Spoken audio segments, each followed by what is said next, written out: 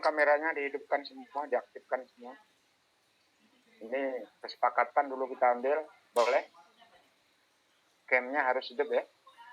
Karena saya hidupkan. Tadi saya matikan karena sedang berproses. Sekarang saya hidupkan. Sebaiknya teman sejawat ya, semua menghidupkan camnya. Bisa seperti itu? Bisa Pak. Slide kira-kira sudah kelihatan? Kelihatan Pak. Kelihatan Pak.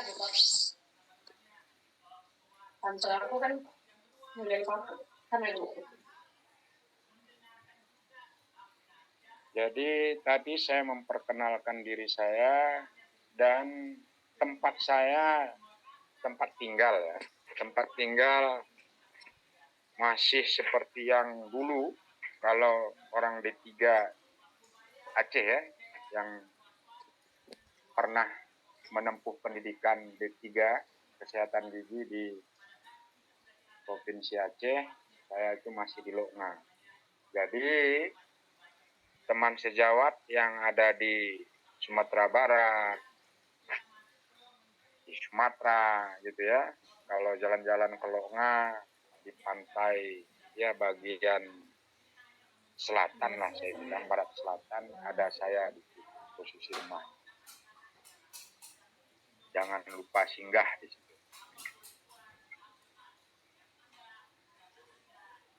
Jadi kira-kira yang dari Sumatera ini, Sumatera Utara, dalam organisasi profesi aktif tidak? Mohon feedback.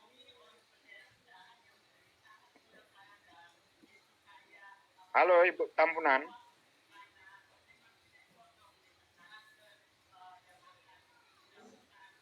Kira-kira Ibu Resma Tambunan aktif tidak dalam organisasi profesi? Udah Pak. Ini kan nggak tahu kenapa kan. Kalau bisa aku tinggi kan. Kira-kira kalau di DPC-nya di Tarutung itu ada berapa orang? Mas DPT Pak. DPC-nya. Kurang Anggota tahu DPC saya Pak. di Tarutung. Ada aktif Kurang tahu, tidak Pak. dalam organisasi profesi? Ada Pak. Ada. Tapi Pak di Balige Pak kami buatnya Pak. Oh di Balige ya. Iya Pak. Nggak ada di Tarutung Pak. Kami jadi Balige Pak.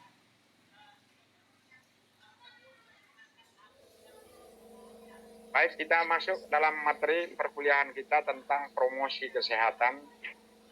Ini saya begini, saya tidak menggurui ya. Kita sudah pernah belajar tentang promosi kesehatan ini, khususnya kesehatan gigi. Namun perlu saya tanyakan terlebih dahulu sebelum kita masuk dalam materi ini.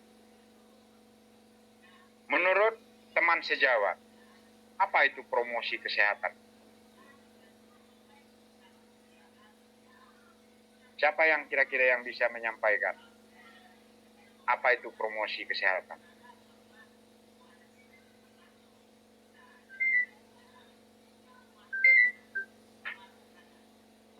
Halo, apa aja? Oh, enggak. Ya.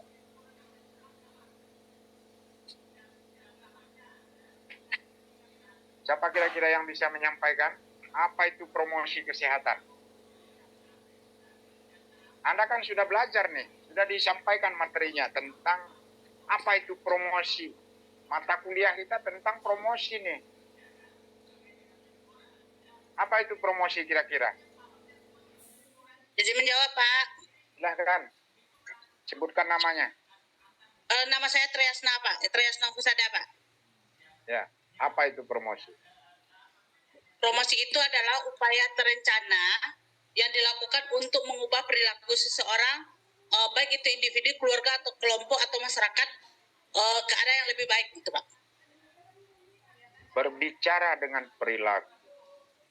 Perilaku tadi disampaikan bagaimana caranya untuk merubah. Kan seperti itu. Iya Pak. Merubah perilaku. Perilaku itu ada 3 domain. Ya, ada 3 domain di dalam perilaku itu. tiga domain itu antara lain ada aspek pengetahuannya, sikap, dan tindakan. Kan seperti itu. Iya, Pak. Jadi kita berbicara perilaku, perilaku itu kan adab jadinya, adab. Nah, jadi adab tadi harus ya suatu adab sangat utama dibandingkan dengan ilmu gitu. Kita berilmu tetapi tidak beradab. Lain lagi halnya gitu ya. Jadi dalam kegiatan kita sehari-hari tentulah diutamakan terlebih dahulu adabnya. Jadi di dalam kesehatan ini, dalam promosi kesehatan, jadi suatu upaya untuk meningkatkan kesadaran, pengetahuan, ya, meningkatkan pengetahuannya katanya di situ, sikap dan tindakannya, sehingga terjadilah suatu perubahan perilaku tadi. Jadi kita melihat tujuan dari promosi kesehatan. Tujuan dari promosi kesehatan adalah meningkatkan kesadaran dari masyarakat itu, ya, khususnya nanti kita sampaikan pada anak sekolah dasar. Karena bagaimanapun pencegahan karies nanti arahnya bagaimana caranya mencegah karies secara dini, gitu ya. Selanjutnya meningkatkan pengetahuan masyarakat tentang kesehatan gigi dan mulut. Jadi yang ketiga meningkatkan ya yang ketiga terjadinya suatu perubahan perilaku tadi. Karena apa? Aspek kognitif, aspek afektifnya sudah terjadi suatu perubahan sehingga bisa merubah perilaku seseorang tadi ataupun anak sekolah dasar tadi. Begitu juga dengan masyarakat. Sehingga tujuan dari promosi kesehatan itu tadi tercapailah meningkatnya kualitas hidup. Kan seperti itu. Meningkatkan kualitas hidup masyarakat tadi.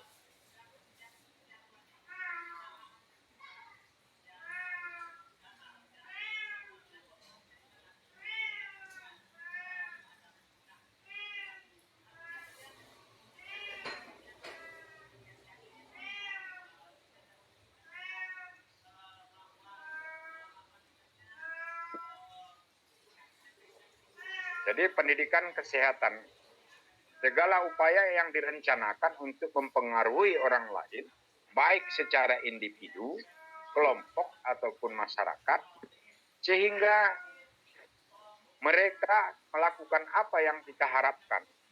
Nah gitu ya, sebagai tenaga penyuluhnya gitu. Kita melihat konsep dulu, konsep dasar pendidikan kesehatan ini. Ya. Di sini proses belajarnya. Proses belajarnya meliputi ya pertumbuhan, perkembangan, dan perubahan. Kan seperti itu. Jadi proses belajar tadi ini harapan kita ke arah yang lebih ya dewasa, baik dan lebih matang pada individu, kelompok, dan masyarakat gitu. Kalau kita melihat tujuan pendidikan adalah perubahan perilaku seperti yang disampaikan tadi. Terjadinya suatu perubahan perilaku. Jadi perubahan perilaku pada hakikatnya sama dengan proses belajar. Kan seperti itu. Dari yang tidak tahu menjadi tahu. Dari yang nggak bisa, bagaimana caranya dia bisa. Contohnya seperti kita yang pernah menempuh pendidikan, misalnya khususnya tentang kesehatan gigi, apakah itu pendidikan di tingkat SPRG, sekolah pengatur rawat gigi, apakah itu akademi kesehatan gigi, ataupun jurusan kesehatan gigi, sampai dengan ke D4 ini gitu. Dari yang nggak tahu tentang kesehatan gigi menjadi tahu. Kan seperti itu.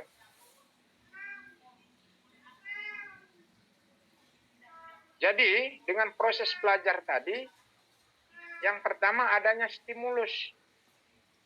Ini bisa diterima ataupun bisa ditolak gitu. Jadi bila diterima, ini seseorang itu pasti mengerti dia, tahu dia. Maka bisa dilanjutkan gitu ya. Yang keempat, begitu dia mendapatkan, dia mengolah stimulus tadi sehingga mau bertindak. Begitu kita sampaikan informasi tentang kesehatan gigi, ya, langsung dia olah. Langsung dia olah gitu. Sehingga dia bertindak.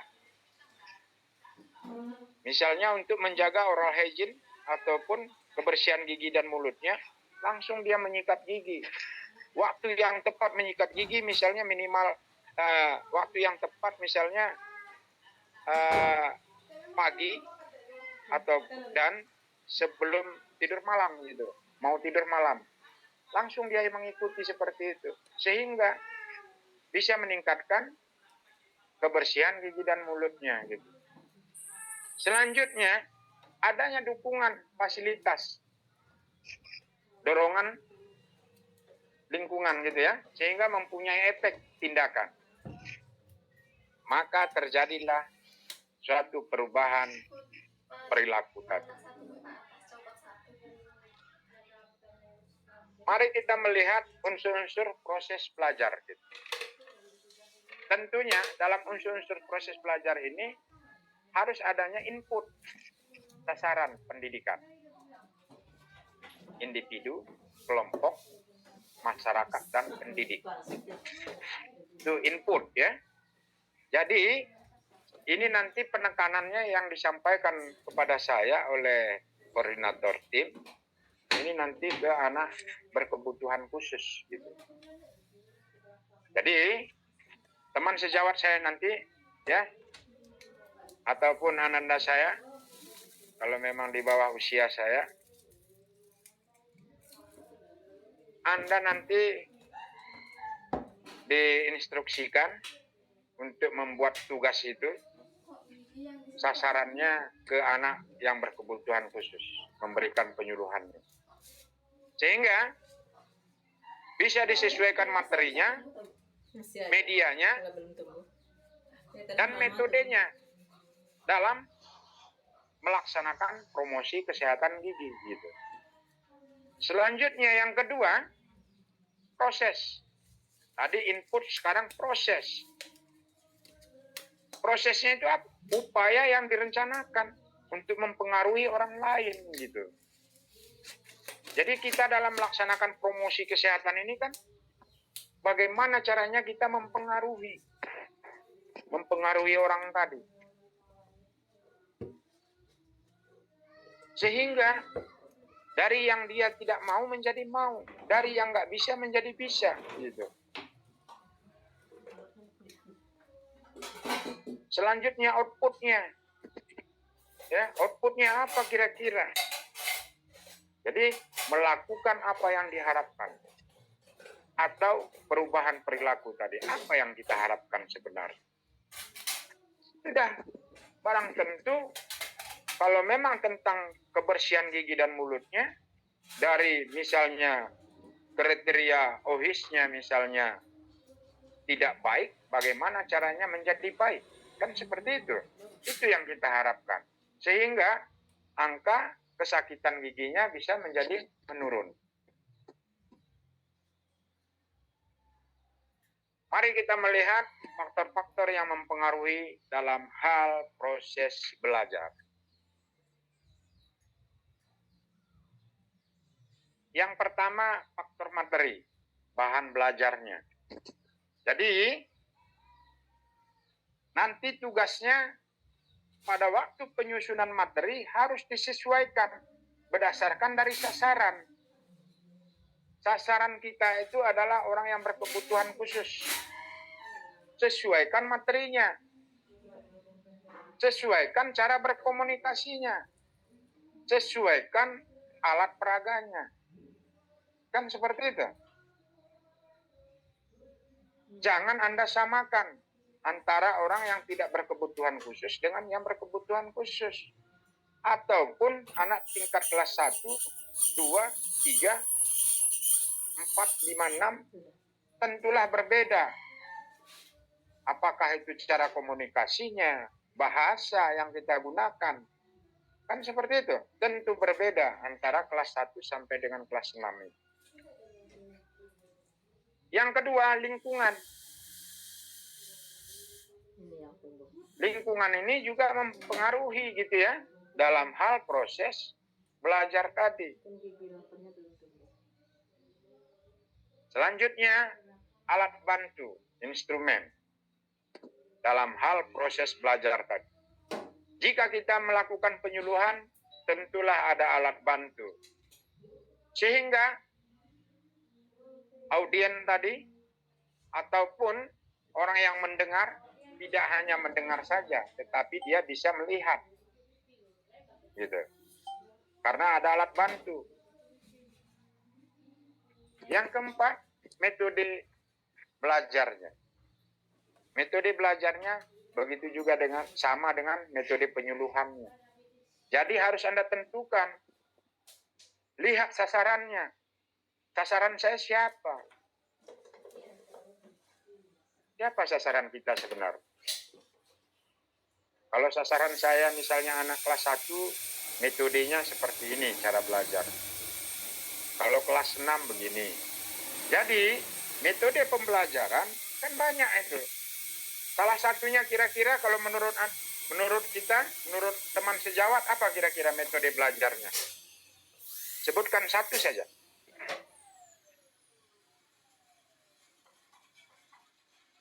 Halo? Bisa mendengar suara saya? Bisa, Pak. Apa kira-kira metode belajarnya? Salah satu saja. Satu saja. Demonstrasi, Pak. Demonstrasi. Apa lagi? Ada yang bisa lagi kira-kira?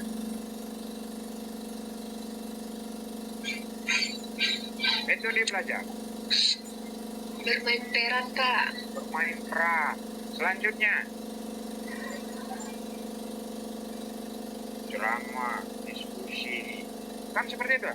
Ada demonstrasi, role play. Ya kan? Bermain peran katanya tadi. Kan seperti itu. Itu kan metode belajar. Harus kita sesuaikan. Kira-kira cocok tidak dengan anak SD itu metode ceramah saja. Ceramah saja. Misalnya anak kelas 1, kita berikan dia diskusi, metode diskusi. Cocok tidak? Kurang tepat, Pak. Kurang tepat.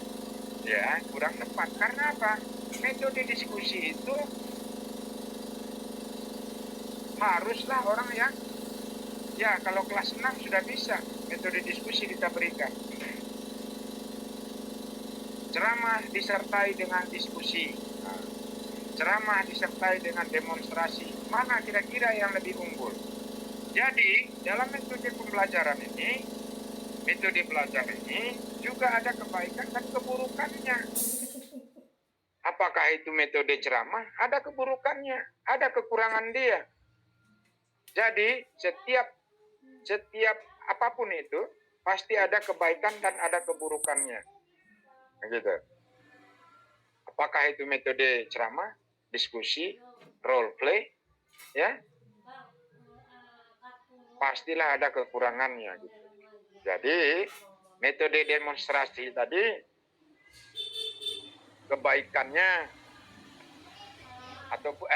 ataupun keunggulannya lebih unggul dalam hal meningkatkan keterampilan. Kan seperti itu. Kalau metode ceramah, apakah meningkatkan keterampilan? Tentu tidak. Kan seperti itu. Ya. Mengapa tidak meningkatkan keterampilan di metode ceramah? Karena tidak dia langsung mengaplikasikannya.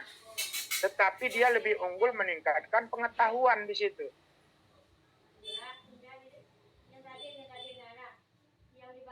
Itu metode ceramah.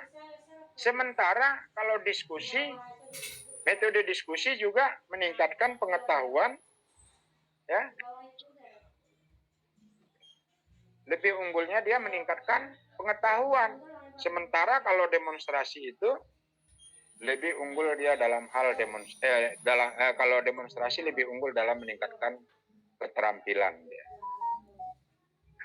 Sementara kalau role play, karena role play ini adalah orang yang bermain peran, pengetahuan dan keterampilan dia cukup mengambil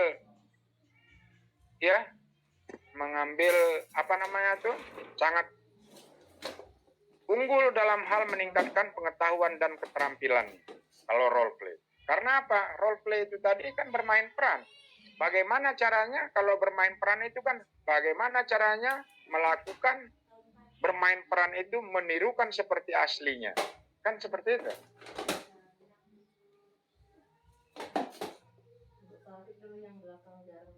Jadi pesan saya kepada teman sejawat nanti semua, dalam hal kita melakukan promosi kesehatan nanti, sasarannya sudah jelas, anak yang berkebutuhan khusus. Jadi tolong nanti Anda menyusun materi, harus disesuaikan, ya, buat satpelnya, satuan pembelajarannya.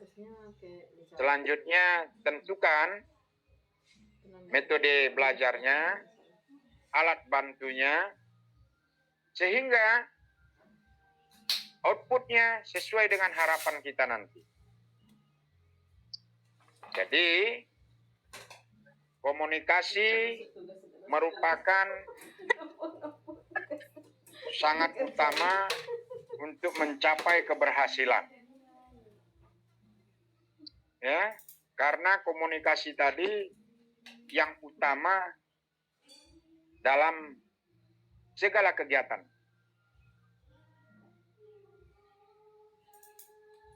Keberhasilan ditentukan oleh komunikasi. Kalau komunikasi kita tidak baik, maka hasilnya juga tidak baik. Yakinlah Anda. Yakinlah Anda.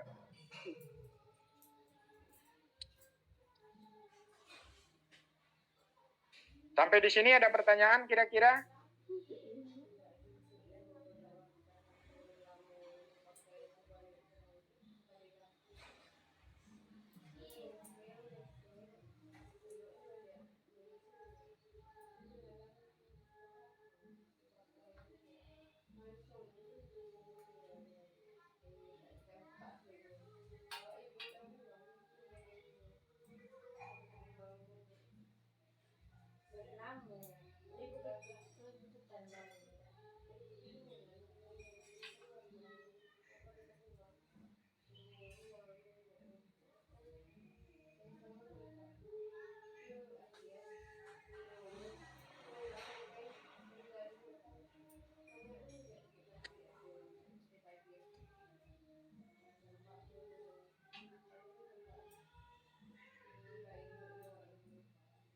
Ini saya lanjutkan ya, karena ini sudah kita sampaikan apakah promosi kesehatan itu sehingga tidak mengulangi gitu ya.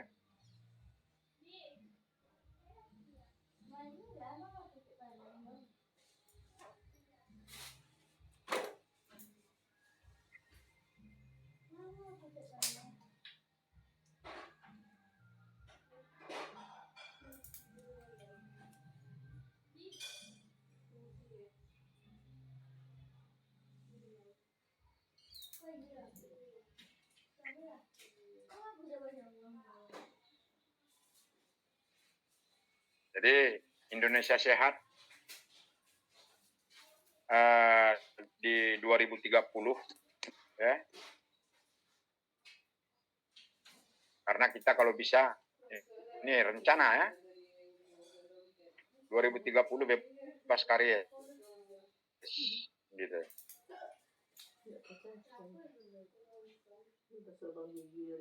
Jadi di 2030 tadi kita berharap bebas karies. Lingkungan sehat, ya, kondusif, bebas polusi, tersedia air bersih, sanitasi lingkungan yang memadai, perumahan pemukiman yang sehat. Perilaku sehat, proaktif memelihara dan meningkatkan kesehatan, mencegah risiko penyakit, lindungi diri dari ancaman penyakit yang berperan aktif gitu ya. Ini Yankes, pelayanan kesehatannya bermutu, adil, merata, dan terjangkau oleh seluruh masyarakat, lapisan masyarakat. Kita melihat perilaku sehat. Ya, perilaku sehat, Indonesia sehat.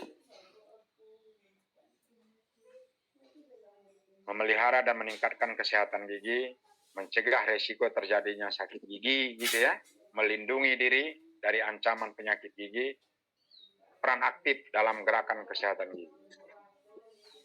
Kira-kira perilaku sehat tadi, sehingga Indonesia sehat. Teman sejawat di sini sudah belajar tentang kesehatan gigi. Ada tidak yang mengalami sakit gigi? Jawabannya, ada tidak? Ada, Pak. Ya? Ada. Ada ya. Sudah Ada, Pak. belajar, sudah terjadi perubahan aspek kognitif, afektif, psikomotor. Namun terjadi sakit gigi. Kan seperti itu. Jadi orang kita ini, orang gigi ini, teman sejawat semua, dimanapun sebenarnya tinggal, hidup dia. Hidup, gitu ya. Karena apa? Gigi itu setiap saat dimanfaatkan, digunakan. Walaupun dia pemahamannya, walaupun sikapnya, walaupun tindakannya sudah bagus, namun ancaman terhadap penyakit gigi itu selalu ada. Kan seperti itu. Maka seperti yang saya sampaikan, dimanapun kita tinggal, jika kita ingin membuka usaha dalam hal praktik mandiri, kita bisa hidup. Gitu. Saya yakin itu. Karena angka kesakitan gigi itu di masyarakat ataupun secara menyeluruh Indonesia pasti tertinggi. Karena itu tadi, kita sudah mengikuti pendidikan, namun angka karies itu kita rasakan gitu. Apakah itu karies gigi, apakah itu oral hygiene, apakah pocket yang dalam, kan seperti itu.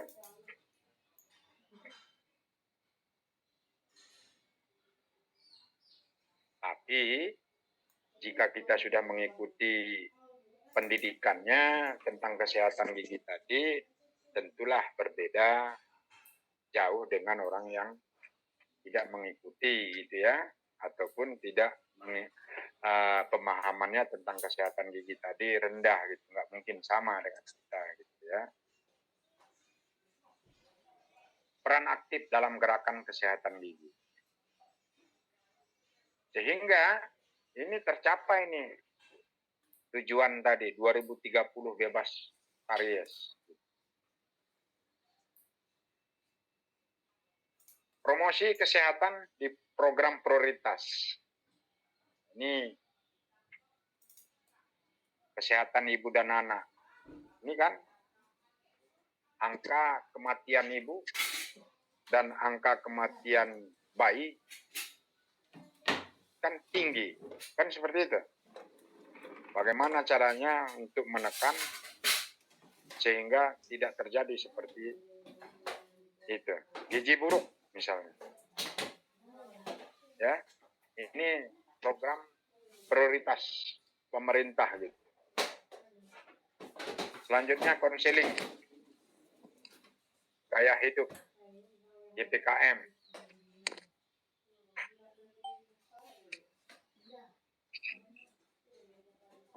Mari kita melihat masalah kesehatan gigi dan mulut.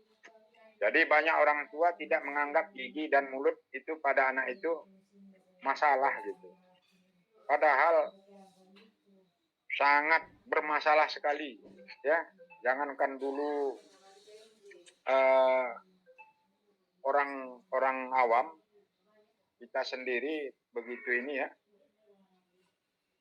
Kasihan kalau kita mengalami sakit gigi gitu. Banyak orang tua tidak menganggap gigi itu tidak penting katanya. Kan gitu, kasihan. Kalau seperti itu anggapan.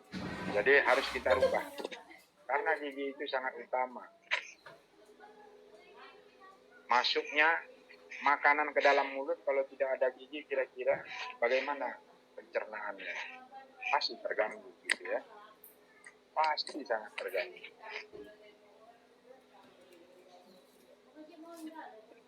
Pola makanan bayi dan anak yang kurang mendukung kesehatan gigi dan mulut. Selanjutnya, kebersihan gigi dan mulut yang kurang terpelihara. Kurangnya promosi dan penyuluhan kesehatan gigi dan mulut pada anak. Jadi kita sebenarnya dalam hal orang yang mengetahui tentang kesehatan gigi ini, bila ingin sukses, bisa lebih sejahtera,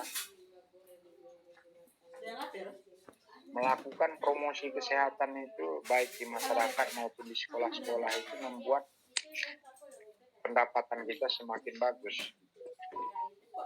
Ini karena kita malas saja, kurang melaksanakan promosi ataupun penyuluhan pada anak sekolah dasar, usaha kesehatan gigi, masyarakat desa, UKBMD gitu ya. Tapi kalau itu yang kita sampaikan, sehingga dari yang tidak tahu masyarakat tadi, dia menjadi tahu, maka dia hadir di praktik mandiri kita. Ataupun hadir di tempat pelayanan kesehatan, baik itu puskesmas ataupun di praktik dokter yang lain. Itu juga dengan rumah sakit. Tapi itu yang tidak kita lakukan. Itu yang kita tidak lakukan. Karena tidak melaksanakan promosi dengan baik. Tapi kalau kita laksanakan promosi, yakinlah pasti angka karies itu semakin rendah.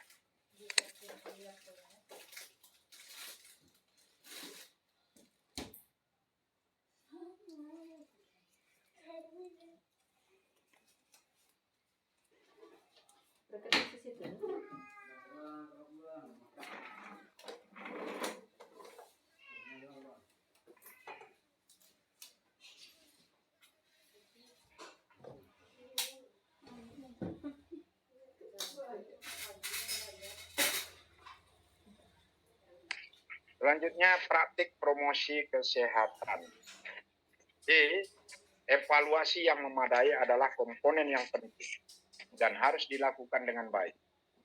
Memperhatikan input, ya, proses dan outcome-nya, baik jangka pendek maupun jangka panjang, untuk membantu memodifikasi kegiatan di masa yang akan datang gitu. Jadi setelah kita melaksanakan, misalnya pada kunjungan pertama, itu perlu kita lakukan evaluasi. Kira-kira di mana kekurangan. Sehingga pada waktu yang akan datang, ya kegiatan yang akan kita lakukan, bisa kita modifikasi. Sehingga kegiatan kita itu bisa lebih bagus. Gitu ya.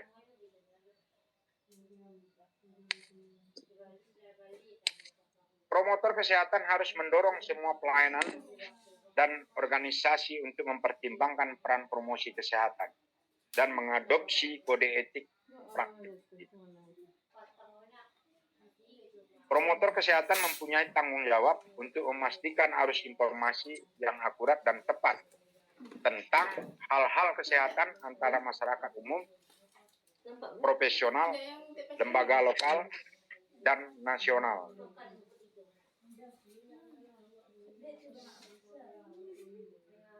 Jadi peran petugas kesehatan dalam promosi kesehatan. Ini sesuai dengan tugas dan fungsinya, maka petugas kesehatan sebagai penanggung jawab teknis di bidang pelayanan kesehatan gigi, ya, yang memberikan pelayanan komprehensif di situ, mulai dari kegiatan promotifnya, preventif, kuratif, maupun rehabilitatifnya gitu. Ini di masing-masing wilayah kerja kita gitu ya. Secara langsung berperan sebagai promotor kesehatan di wilayah kerja kita.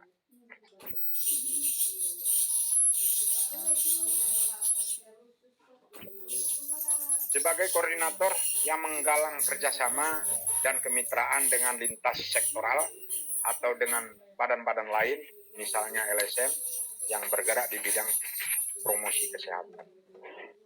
Menggerakkan peran serta aktif masyarakat dalam kegiatan promosi kesehatan.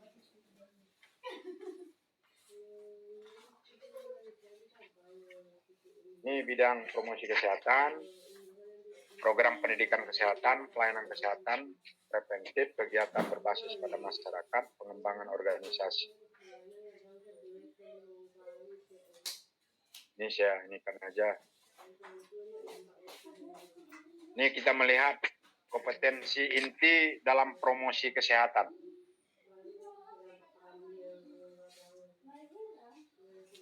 Ini harus kita pahami ya. Harus kita pahami kompetensi inti dalam promosi kesehatan. Ini merencanakan, melaksanakan, dan mengevaluasi. Itu dulu yang harus kita pahami. Harus terencana. Apapun kegiatan kita, ya, apapun kegiatan kita, bukan hanya dalam segi hal promosi kesehatan, apapun kegiatan kita, harus kita rencanakan. Sehingga hasilnya pasti lebih bagus. Karena apa? Karena terencana. Tapi kalau kegiatan kita tidak kita rencanakan, maka hasilnya pun pasti kurang bagus. Jadi, merencanakan, melaksanakan, dan perlu kita evaluasi.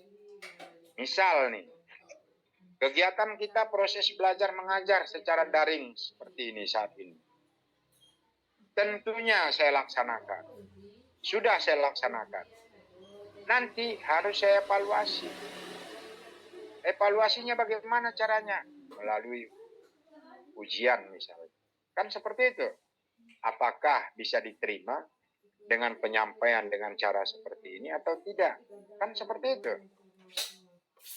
Jadi, untuk kedepannya juga harus saya modifikasi di mana kekurangannya.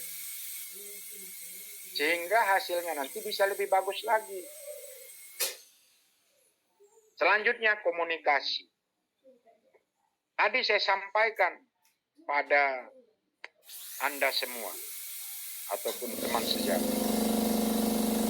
Kegiatan kita yang namanya kita makhluk sosial, tentulah komunikasi. Lidah tak bertulang. Memang benar, lidah tak bertulang. Ada yang bertulang lidahnya kira-kira? Ada?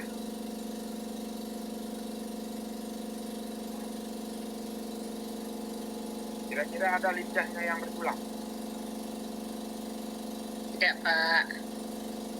Nggak ada kan? Kalau Enggak. ada saya salut ya. Enggak ada, Pak. Salut saya kalau ada. Jadi, tentulah komunikasi. Bagaimana cara berkomunikasi yang baik. Menyusun kata menjadi sebuah kalimat yang tepat, yang senang orang mendengar. Kan seperti itu. Susunlah katamu menjadi sebuah kalimat yang enak didengar. Dan intonasi suaramu jangan nanjak terus. Dan jangan menurun terus. Awalnya melengking, selanjutnya kecil terus sampai nggak terdengar. Apalagi. Tadi kita sesuaikan dengan sasaran. Sasaran saya siapa? Anak SD. Anak SD kelas berapa? Kelas 2 misalnya. Tentulah komunikasi kita, intonasi suaranya dinaik turunkan. Dan menggunakan bahasa yang mudah mengerti oleh anak-anak itu. Dan anak-anak itu butuh dengan pujian. Beda dengan teman sejawat. saat ini. Kalau saya puji mungkin susah nanti. Anak-anak perlu sentuhan. Dengan teman sejawat tidak perlu disentuh. Kan seperti itu. Dengan anak-anak ada pujian, ada sentuhan. Dalam hal berkomunikasi. Berarti dia bisa dekat dengan kita. Kalau mak-maknya disentuh, kalau dipuji, apa enggak babak belur? Jadi seperti itu. Maka harus kita sesuaikan. Lihat sasaran kita gitu ya. Jadi seperti yang saya sampaikan, komunikasi sangat menentukan keberhasilan kita dalam melaksanakan kegiatan. Apapun itu. Dalam hal komunikasi dalam pelayanan kesehatan gigi dan mulut. Kita mengenal komunikasi terapeutik. Kan seperti itu, komunikasi terapeutik. Ada 4 fase yang harus kita lalui. Fase prainteraksi, orientasi, ya, tahap kerja, dan terminasi. Kan seperti itu. Itu dalam hal pelayanan kesehatan gigi dan mulut. Jika itu yang kita lakukan, maka yakinlah. Pasien itu sangat senang dia. Itulah keunggulan dari terapis gigi dan mulut. Karena komunikasinya. Sementara pada kakak apa namanya tuh? Kakak tertua kita, kalau dokter gigi, enggak gitu. Komunikasinya dibatasinya. Tapi kalau di terapis gigi dan mulut komunikasinya, maka pasien itu ataupun masyarakat itu senang. Dalam berkomunikasi juga tentu ada tatanannya. Bagaimana kita melayani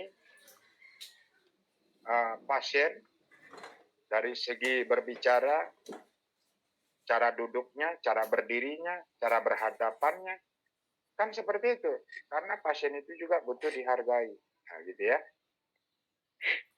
Selanjutnya memasarkan dan harus dipublikasi.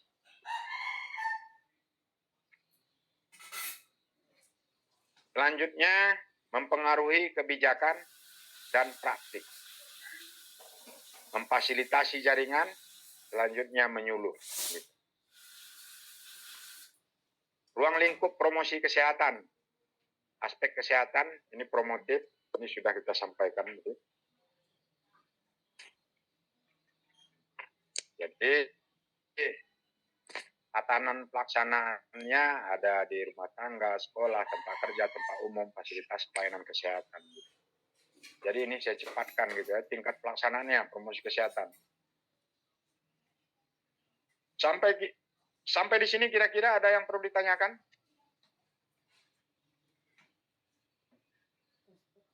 Saya masih ada 1 materi lagi nih.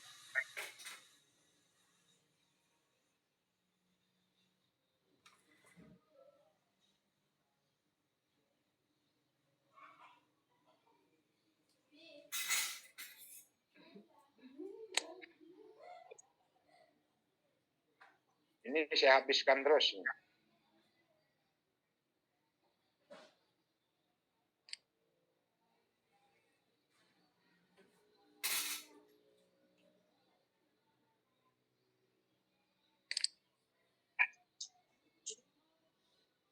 Kira-kira sudah bosan nggak mendengar suara saya? Belum,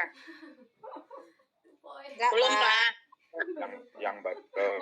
Belum, Pak. Yang benar. Kita kan baru ketemu, Pak. Belum benar, Pak. Lanjut aja, Pak. Lanjutkan aja. Ya. Pak.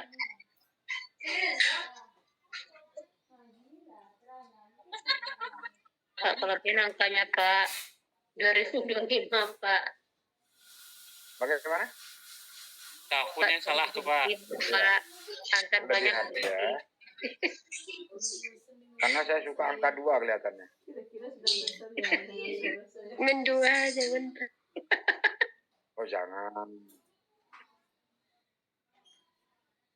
Nggak baik.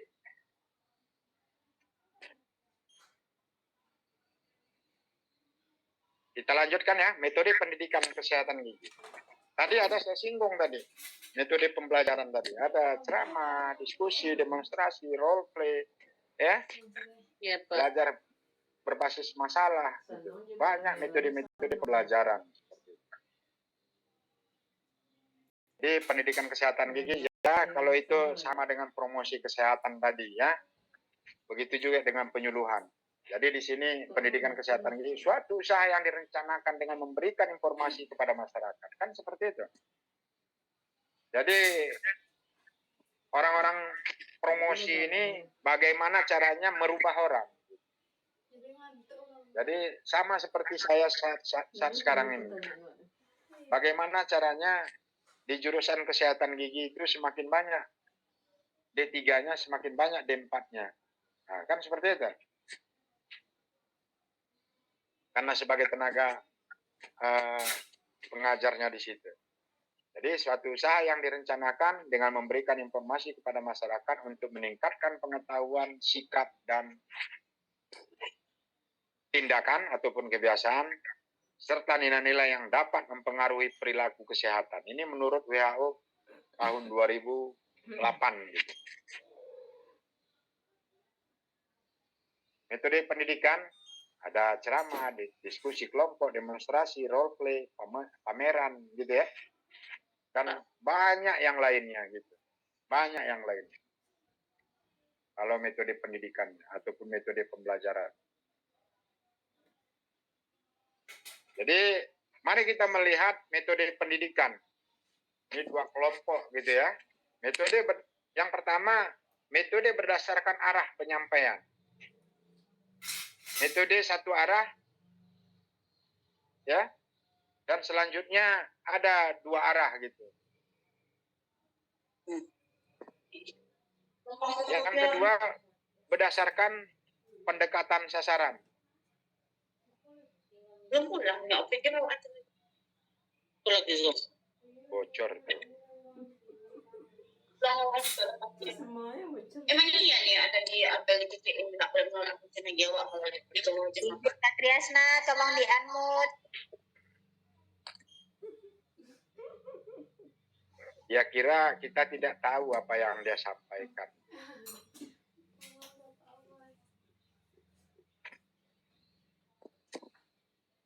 Selanjutnya yang kedua berdasarkan pendekatan sasaran. Yang pertama pendekatan individu. Wawancara dan konsultasi. Selanjutnya pendekatan kelompok. Di situ ada ceramah, diskusi, demonstrasi, seminar ataupun webinar dan sebagainya gitu ya. Pendekatan massa. Jadi ini pendekatan massa ini tentunya kita memutar nih film ya apa namanya tuh layar tancap lah kita bilang. Pameran dan lain-lain. Ini menurut Syah tahun 2003 penggunaan metode pendidikan. Dalam proses pendidikan, penggunaan metode yang baik adalah metode yang bervariasi. Tidak boleh ataupun tidak baik kalau hanya satu metode saja. Bagaimana caranya? Ada dua metode di situ. Minimal dua metode. Itu menurut Syah pada tahun 2003. Penggunaan metode yang baik adalah metode yang bervariasi ataupun dikombinasikan dari beberapa metode dan sesuai dengan materi yang akan kita sampaikan. Sehingga hasil yang kita harapkan bisa lebih bagus, bisa lebih efektif gitu. Contoh yang saya sampaikan, metode pendidikannya adalah ceramah dan diskusi. Begitu juga dengan ceramah dan demonstrasi. Setelah kita memberikan ceramah, maka perlu kita ajak berdiskusi. Ataupun perlu kita ajak berdemonstrasi. Kita demonstrasikan itu. Misal nih, Anda melakukan penyuluhan kesehatan gigi dan mulut tentang oral hygiene,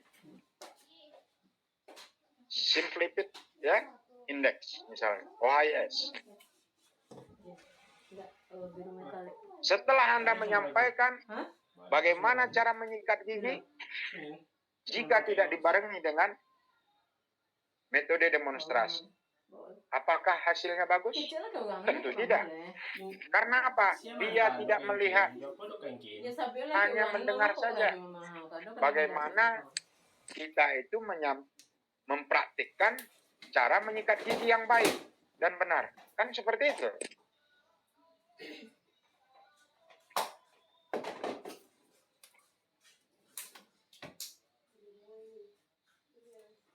Mari kita melihat metode ceramah.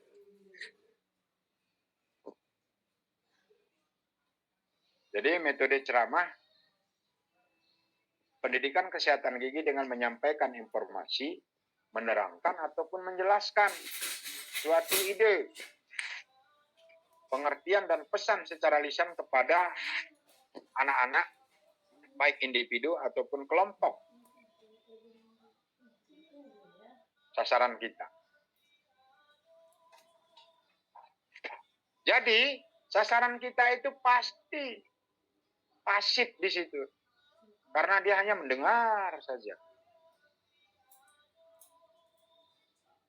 Sama seperti saat ini yang saya lakukan ini, diam saja. Makanya sekali-sekali saya tanya itu kepada teman sejawat ataupun kepada Anda semua. Karena apa? Hanya diam saja.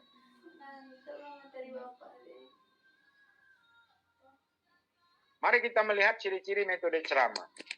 Jadi nantinya teman sejawat ataupun Anda itu harus menyesuaikan sasarannya dan metode yang harus Anda gunakan. Itulah namanya kita membuat SATPEL, Satuan Pembelajaran. Anda tentukan sasarannya, tapi sudah disampaikan sasarannya sudah jelas, anak yang berkebutuhan khusus. Sudah barang tentu, materi, alat peraga, metode harus Anda sesuaikan terhadap sasaran ini. Sehingga hasilnya bisa sesuai dengan harapan kita. Mari kita melihat ciri-ciri metode ceramah. Ada sekelompok sasaran. Yang pertama ya, ada ide, pengertian dan pesan. Karena apa? Kalau tidak ada ide ataupun pengertian ataupun pesan, nggak mungkin itu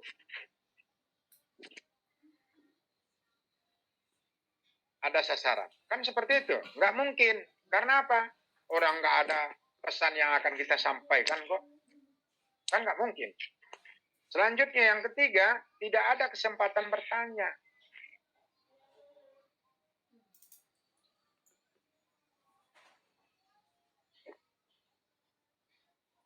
Jadi,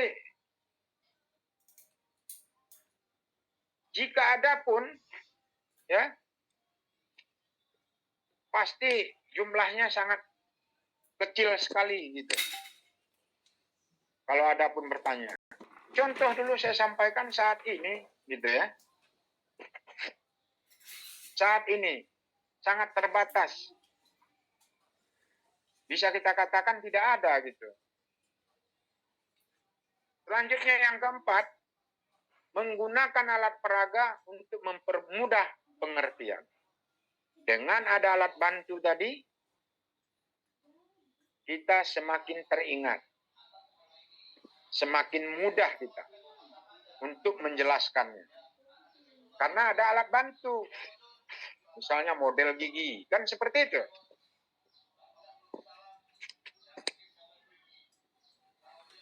Mari kita melihat kelemahan ataupun kelebihan dari metode ceramah.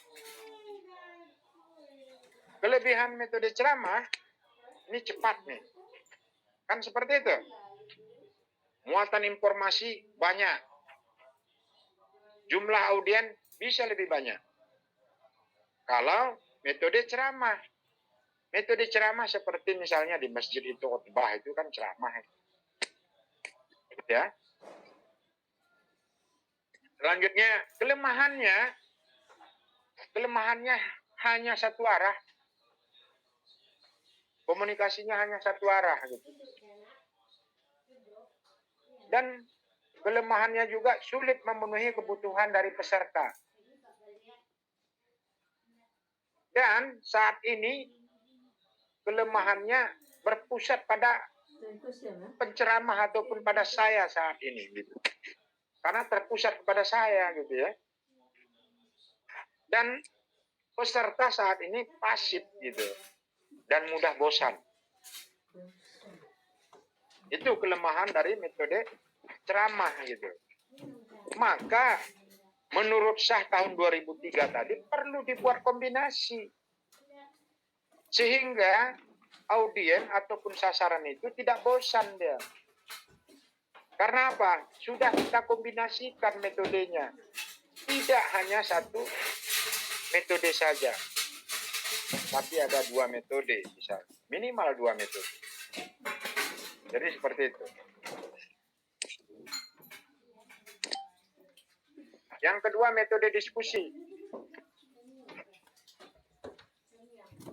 Metode diskusi ini penyampaian informasi secara ilmiah. Di sini mereka saling bertukar pendapat tentang suatu topik ataupun pokok bahasan yang kita sampaikan.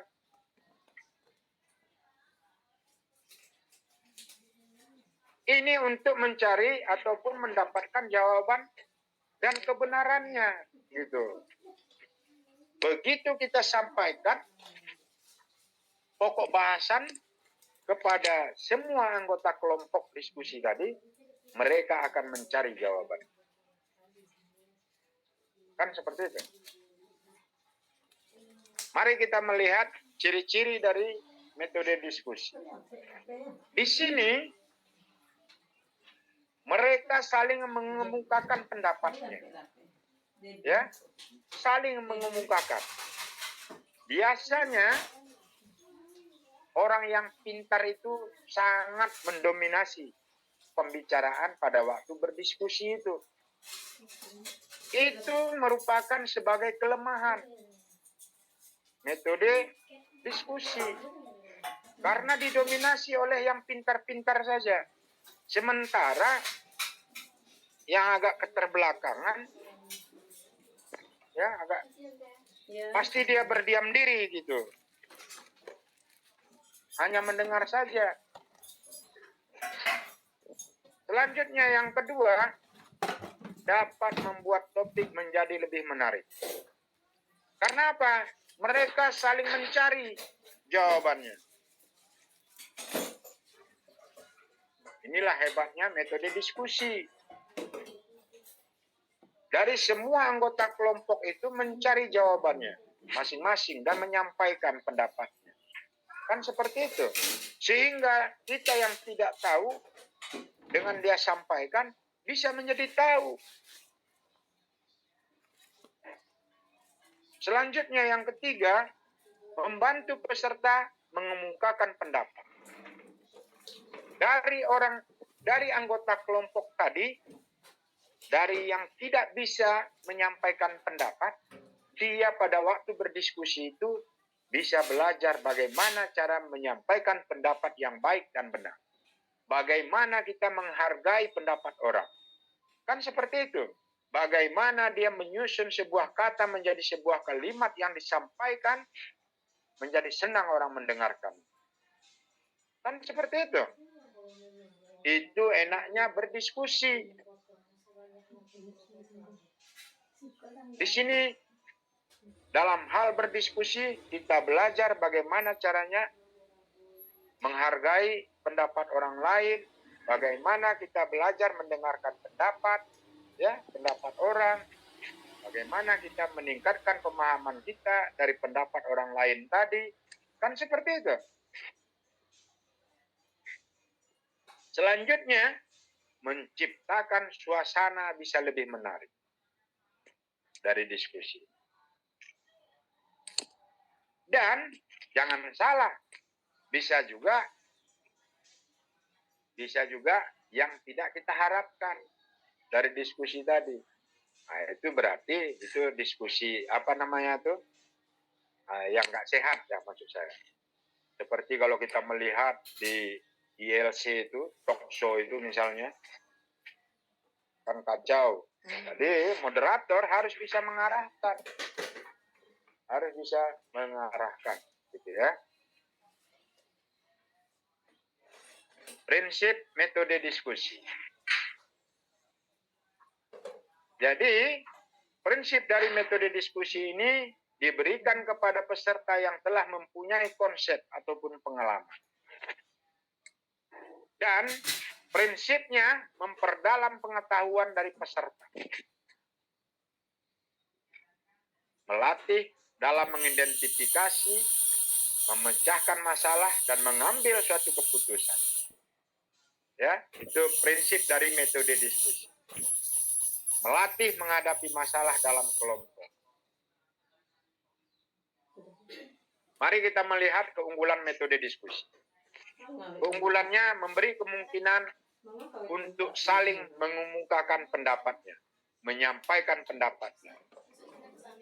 Pendekatan yang demokratis dalam penyampaian pendapat di situ, ya keunggulannya dapat mendorong rasa persatuan di antara anggota kelompok itu tadi.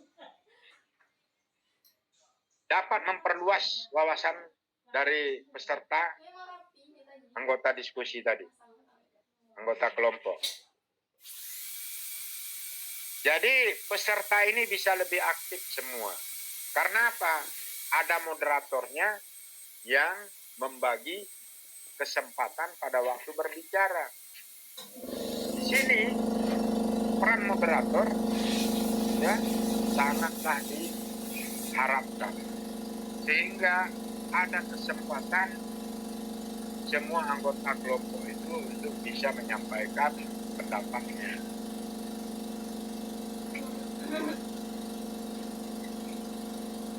Jika tadi keunggulan, maka sekarang kita melihat apa kelemahan dari metode diskusi.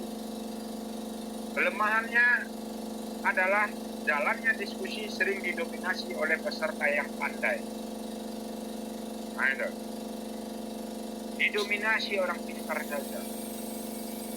Jadi kalau kita tidak mengaturnya, misalnya moderatornya tidak mengatur, nah maka seperti ini jadinya. Orang pintar saja yang menonjol. Sehingga dapat mengurangi peluang bagi peserta yang lain untuk kesempatan menyampaikan pendapatnya. Gitu. Selanjutnya, sering terpengaruh oleh pembicaraan yang menyimpang dari topik. Jika moderatornya tidak mengarahkan pada pokok bahasan. Jadi kita selaku moderator harus mengarahkan, ya, sehingga bisa terselesaikan pokok bahasan. Jangan cepat lari dari apa yang ditugaskan. Lebih banyak memboroskan waktu sehingga tidak sejalan dengan prinsip efisiensi. Metode demonstrasi. Metode demonstrasi merupakan penyampaian informasi dengan cara memperagakan suatu benda. Ya. Kejadian, aturan baik secara langsung ataupun melalui penggunaan alat bantu ataupun media. Itu metode demonstrasi. Saya rasa ini lagi pada teman sejawat semua.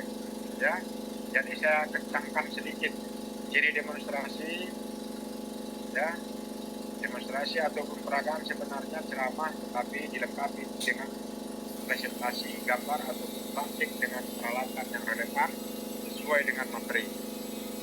Keuntungan metode demonstrasi, kebaikan dan keburukannya saja yang saya sampaikan, dapat memberi keterampilan tertentu kepada sasaran. Jadi dia lebih meningkatkan keterampilan.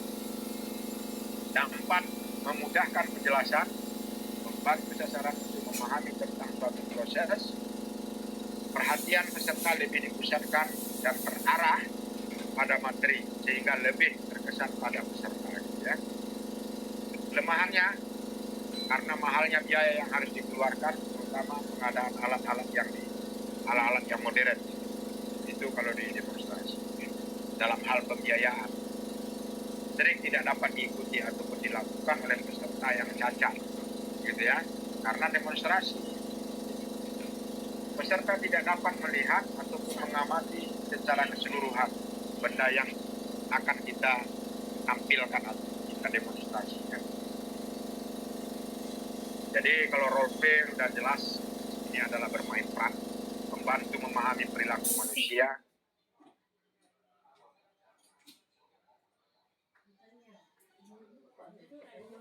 meningkatkan keterampilan kerja dan dorongan perubahan.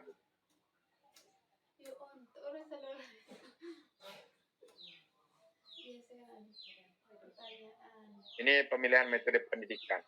Jadi harus kita tentukan terlebih dahulu sasarannya. Jadi saya sampaikan kepada teman sejawat saya semua, seperti yang saya sampaikan di awal, ini berkali-kali saya sampaikan, karena ini akan kita praktikkan, ya, sesuai dengan instruksi dari koordinator tim, pengampu mata kuliah, ya. Jadi tolong nanti sasarannya, selanjutnya materi kita sesuaikan, ya, metode dan alat bantu, gitu ya. Jadi jangan lupa Anda membuat satpelnya, gitu ya. Buat satpel. Saya rasa sudah paham kan cara pembuatan satpel? Di D3 itu sudah pernah. Jadi saya diarahkan pada hari ini ataupun pada materi saya, materi, selanjutnya metode, ya, alat bantu, itu tadi. Maka ini sudah saya selesaikan dan mohon kepada Anda semua membaca bagaimana cara, ya, membuat satpel dan menyusun materi pada waktu penyuluhan sesuai dengan sasaran yang kita harapkan nanti. Itu saya rasa perkuliahan kita pada hari ini. Mudah-mudahan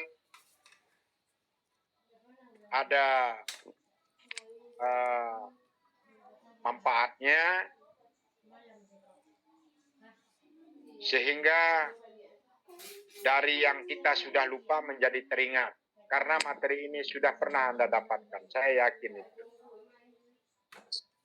Sebelum saya akhiri, terlebih dahulu saya bertanya kepada bagian Sumatera Barat ini. Ada berapa orang kira-kira dari Sumbar? 20, Pak. 20. Rame ya? Iya, Pak. Rame. 20 orang. Kira kalau di Sumbarnya ini di mana-mana aja. Karena saya kalau Sumbar itu nggak asing bagi saya. Saya kalau di Sumbar itu udah ke Bukit Tinggi, udah ke Cincin, wah tak kemana-mana saya. Udah ke Balai Selasa, Painan. Kami si Junjung, Pak, 3 orang, Pak. Oh, di Junjung 3 orang, ha? Ya. Ya, Pak. Jadi Padang 1 orang, Pak. Padang 1 orang. Darmas Raya 2 orang, Pak. Sultan 3 orang, Pak. Di mana? Pesisir Selatan, Pak. Painan. Painan. Nah, saya udah pernah lewat di Painan itu. Painan. Makanya waktu saya ke Balai Selasa itu kan melewati Painan itu. Iya, Pak. Nah, jadi Kumbuh 4 orang, Pak. kayak Kumbuh rame 4 ya. orang.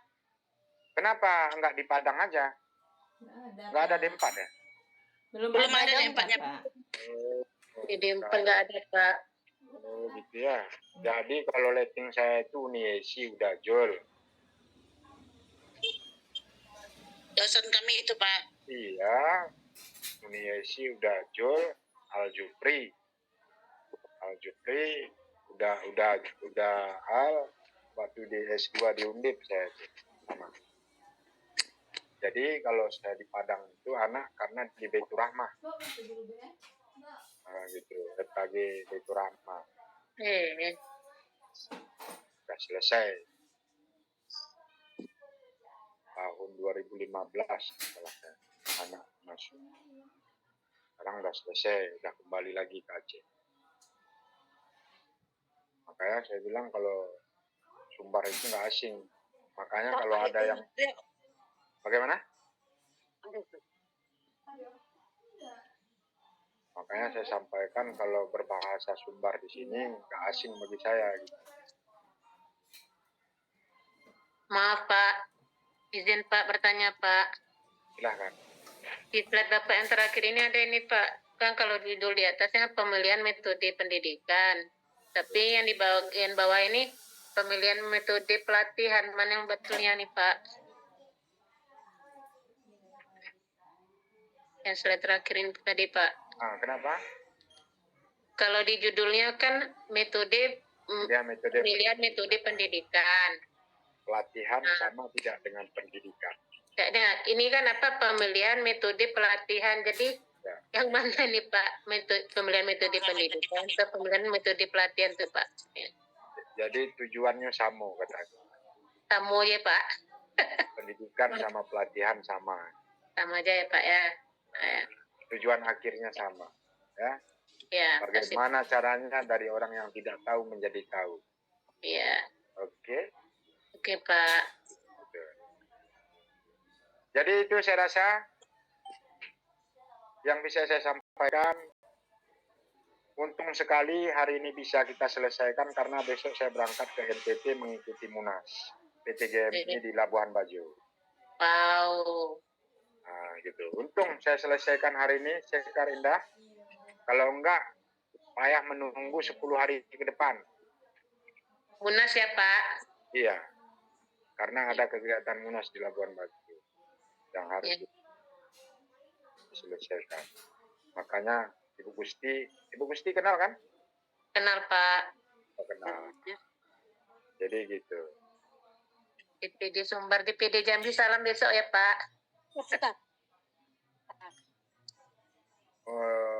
Sumbar sama Jambi dari siapa kira-kira? Dari Leni Pak. Saya alumni Poltekkes Jambi. Dari Leni. Oh gitu ya, Leni ya. Iya. Memang bekerjanya di Sumbar sekarang, di Sijunjung gitu. tepatnya Pak. Oh gitu ya. Iya. Mudah-mudahan. Iya sana kota ini. Sudah lebih baik organisasi. Benar. Dari apa? Guys. Dampak baik terhadap kita semua. Iya, insya Iya. Baik, saya rasa itu yang bisa saya sampaikan pada hari ini. Lebih dan kurang saya mohon maaf. Billahi taufiq wal hidayah. Wassalamualaikum warahmatullahi wabarakatuh. Waalaikumsalam warahmatullahi wabarakatuh. Terima kasih Pak. Baik, sama-sama. Mudah-mudahan sehat walafiat semua ya. Mudah rezeki ya. Ya Pak. Amin. Amin Pak.